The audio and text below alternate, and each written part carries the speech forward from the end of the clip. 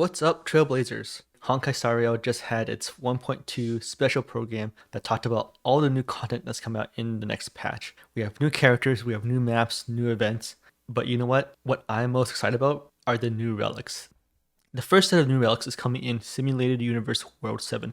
This is a new Simulated Universe world against the new boss in patch 1.2. We also get awesome new ornament sets. Both of these are very good. So let's talk about the first one, Rutilant Arena. 2-piece gives you a crit rate, and if you reach a certain requirement, increases your basic attack and skill damage. So what are the positives? Crit rate is more scarce than attack. So when you have things that give you extra crit rate, it's usually very valuable. The extra bonus you get is a damage increase. This is more impactful than just a stat increase or attack increase. Damage increases are multiplicative to your overall damage. Rutilant Arena is almost a direct upgrade to Space Sealing Station. However, there's always a chance that the numbers are very low, so it could be bad if the numbers are not there.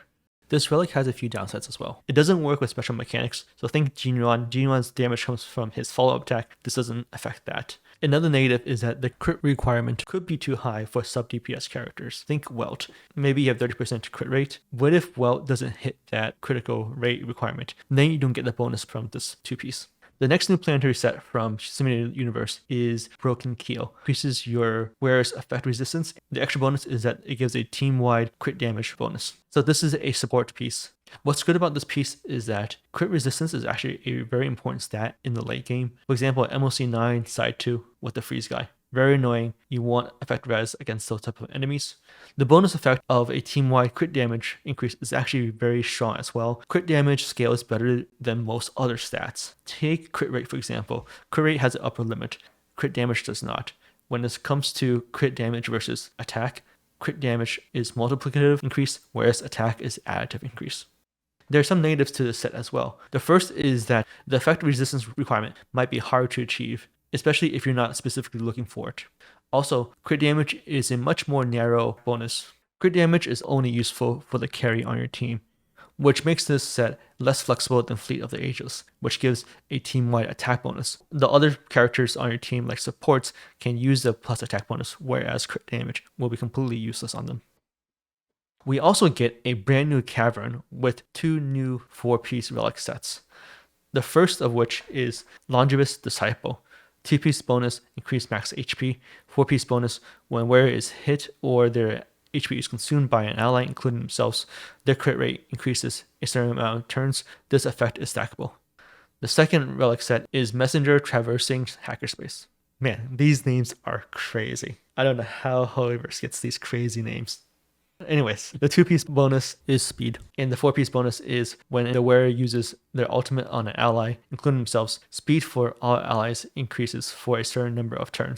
First, let's talk about Longevous Disciple. This set is tailor-made for destruction characters. It gives you HP to scale your damage, and the 4-piece bonus increases your damage even more with your abilities. It also has a high ceiling due to the bonus stacking. And lastly, this is very interesting. This works if your HP was consumed by an ally.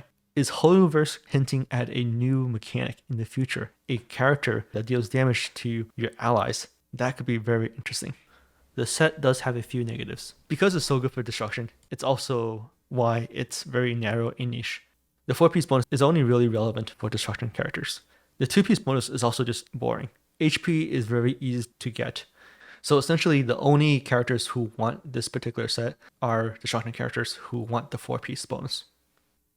I saved the best for last, Messenger Traversing Hackerspace. I think this item set will become the de facto item set for supports. When I say support, I include healers, tanks, harmony characters, and also nihility characters. The 2-piece speed bonus is useful on almost everybody. Supports want to take as many actions as possible so that they can keep a high uptime on their buffs and generate skill points. The 4-piece bonus is useful for almost all supports. There are some supports that have an offensive ultimate, which does not synergize with this item bonus. But the 4-piece bonus does work with tanks and healers. For example, Drapart's ult or Natasha's ult. And with this new item set, we're going to start to see speeds reach over 180. With such high speeds, you're going to see supports take many actions during a single cycle. There are some negatives to the Hackerspace set. The 4-piece bonus, unfortunately, is not stackable, so you don't want to have too many copies of 4-piece Hackerspace in your team. And lastly, speed requires certain breakpoints to give you that extra action per cycle. So optimizing for this set could be a little bit more difficult. And that is my overview of the new items in patch 1.2. Thanks for watching, and don't forget to like and subscribe.